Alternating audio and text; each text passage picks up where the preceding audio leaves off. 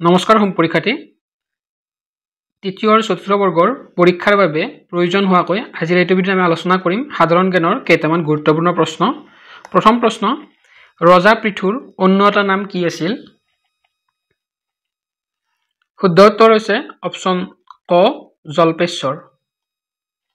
তাৰে পিছৰ প্ৰশ্ন, বখতিয়াৰ খিলজীয়ে কিমান চনত অসম আক্ৰমণ কৰিছিল?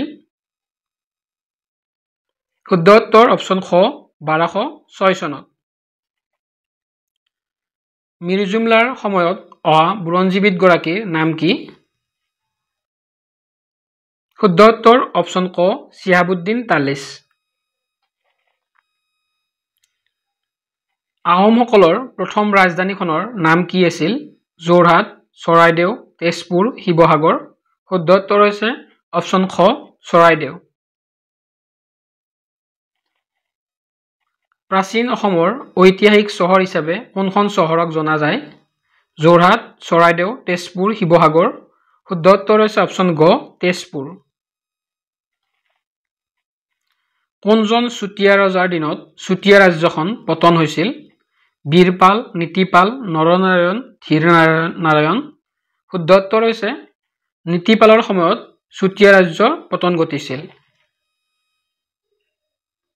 ইয়াণ্ডাবু সন্ধি কেতিয়া স্বাক্ষৰিত হৈছিল? শুদ্ধ উত্তৰ ইয়াণ্ডাবু সন্ধি 1826 খ্ৰীষ্টাব্দত স্বাক্ষৰিত হৈছিল। ইয়াণ্ডাবু সন্ধি স্বাক্ষৰিত হৈছিল মান আৰু ইংৰাজসকলৰ মাজত। কছাৰীসকলৰ প্ৰথম ৰাজধানীখনৰ নাম কি আছিল? কামৰূপ, ডিমাপুৰ, শোণিতপুৰ, তেজপুৰ। শুদ্ধ উত্তৰ হৈছে কছাৰীসকলৰ প্ৰথম ৰাজধানীখনৰ নাম আছিল কছাৰীসকলৰ প্ৰথম ৰাজধানী আছিলে ডিমাপুৰত। তাৰে পিছৰ প্ৰশ্ন, বিল্লেশ্বৰ দেৱালয় কোনখন জিলাত অৱস্থিত? কামৰূপ, নগাঁও, শোণিতপুৰ, নলবাৰী। শুদ্ধ উত্তৰ হৈছে বিল্লেশ্বৰ দেৱালয় নলবাৰী জিলাত অৱস্থিত। নেক্সট কুৱেশ্যন, উমানন্দ মন্দিৰ কোন চনত স্থাপন কৰা হৈছিল? 1694, 1678, 1634, 1647। শুদ্ধ উত্তৰ উমানন্দ মন্দিৰ 1694 খ্ৰীষ্টাব্দত গদাধৰ সিংহই স্থাপন কৰিছিল আৰু এই উমানন্দ মন্দিৰত বিশেষকৈ ভগৱান শিৱক পূজা কৰা হয়। নেক্সট কুৱেশ্যন, বৰফৰ গলনাংক কিমান? শুদ্ধ উত্তৰ হৈছে বৰফৰ গলনাংক হৈছে 273 কেলভিন।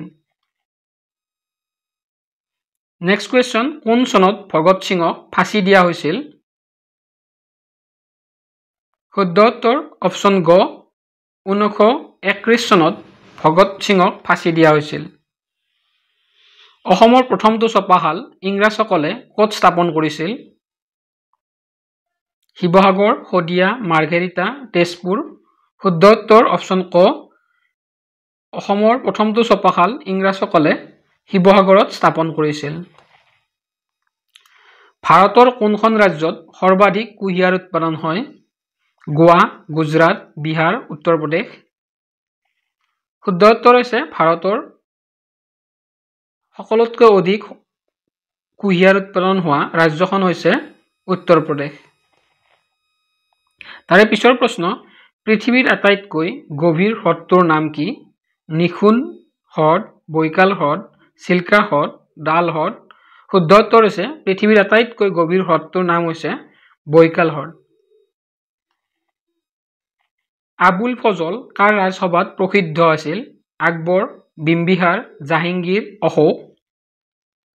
4টা অপশ্যনৰ ভিতৰত শুদ্ধ অপশ্যনটো হৈছে আবুল ফজল আকবৰৰ ৰাজসভাত প্ৰসিদ্ধ আছিল। হৰিসেন কাৰ ৰাজসভাত প্ৰসিদ্ধ আছিল? আকবৰ, বিম্বিহাৰ, জাহাংগীৰ, সমুদ্ৰগুপ্ত। শুদ্ধ উত্তৰ হৈছে হৰিসেন সমুদ্ৰগুপ্তৰ ৰাজসভাত প্ৰসিদ্ধ আছিলে। তাৰে পিছৰ প্ৰশ্ন, কোনজন আহোম ৰজাৰ দিনত মাজুলী সন্ধি হৈছিল? চুহুংমুং, চুচেংফা, চুক্লেংমুং, চুখামফা। শুদ্ধ উত্তৰ হৈছে আহোম ৰজা চুখামফাৰ দিনত বিখ্যাত মাজুলী সন্ধি স্বাক্ষৰিত হৈছিল। পাইক প্ৰথা কোনজন আহোম ৰজাৰ দিনত আৰম্ভ কৰা হৈছিল? চুহুংমুং, চুক্লেংমুং, প্ৰতাপ সিংহ, গদাধৰ সিংহ। শুদ্ধ উত্তৰ হৈছে পাইক প্ৰথা প্ৰতাপ সিংহৰ সময়ত আৰম্ভ কৰা হৈছিল। সেইবাবে শুদ্ধ উত্তৰটো হৈছে অপচন খ প্ৰতাপ সিংহ। তাৰ পিছৰ প্ৰশ্ন শিঙৰি ঘৰত উঠা নিয়ম কোনজন ৰজাৰ দিনৰ পৰা আৰম্ভ হৈছিল চুহুংমুং চুদাংফা প্ৰতাপ সিংহ গদাধৰ সিংহ শুদ্ধ উত্তৰ হৈছে শিঙৰি ঘৰত উঠা নিয়ম আহোম ৰজা চুদাংফাৰ সময়ৰ পৰা আৰম্ভ হৈছিল তাৰে পিছৰ প্ৰশ্ন বুদ্ধি স্বৰ্গনাৰায়ণ বুলি কাক জনা যায় চুহুংমুং প্ৰতাপ সিংহ চুদাংফা গদাধৰ সিংহ শুদ্ধ উত্তৰ হৈছে বুদ্ধি স্বৰ্গনাৰায়ণ বা বুঢ়া ৰজা বুলিও প্ৰতাপ সিংহক জনা যায় প্ৰতাপ সিংহক বুদ্ধি স্বৰ্গনাৰায়ণ বুলি জনা যায় প্ৰতাপ সিংহৰ আহোম নাম হৈছে মনত ৰাখিব প্ৰতাপ সিংহৰ আহোম নাম হৈছে চুচেংফা নেক্সট কোৱেশ্চন কোনজন আহোম ৰজাই পোনপ্ৰথমে হিন্দু ধৰ্ম গ্ৰহণ কৰিছিল জয়ধ্বজ সিংহ প্ৰতাপ সিংহ চন্দ্ৰকান্ত সিংহ গদাধৰ সিংহ চাৰিটা অপচনৰ ভিতৰত শুদ্ধ অপচনটো হৈছে পোনপ্ৰথমে আহোম ৰজা জয়ধ্বজ সিংহই হিন্দু ধৰ্ম গ্ৰহণ কৰিছিল নেক্সট কোৱেশ্চন ব্ৰহ্ম সমাজৰ প্ৰতিষ্ঠা কোনে কৰিছিল ৰাজা ৰামমোহন ৰায় ৰামদেৱ দয়ানন্দ সৰস্বতী কবিৰ শুদ্ধ উত্তৰ হৈছে ব্ৰহ্ম সমাজৰ প্ৰতিষ্ঠা কৰিছিল ৰাজা ৰামমোহন ৰয়ে তাৰে পিছৰ প্ৰশ্ন ভৰালী যুদ্ধ কাৰ দিনত হৈছিল প্ৰতাপ সিংহ চন্দ্ৰকান্ত সিংহ ৰুদ্ৰ সিংহ গদাধৰ সিংহ শুদ্ধ উত্তৰ হৈছে ভৰালী যুদ্ধ প্ৰতাপ সিংহ আহোম ৰজা প্ৰতাপ সিংহৰ দিনত হৈছিল নেক্সট কোৱেশ্চন লগতে আজিৰ ভিডিঅ'টোৰ শেষৰটো প্ৰশ্ন নৰিয়া ৰজা বুলি কাক জনা যায় প্ৰতাপ সিংহ চুহুংমুং চন্দ্ৰকান্ত সিংহ চুটিনফা শুদ্ধ উত্তৰ হৈছে নৰিয়া ৰজা বা কেঁকুৰা ৰজা বুলি চুটিনফাক জনা যায় তো আজিৰ ভিডিঅ'টোৰ ইমানখিনি আছিলে ধন্যবাদ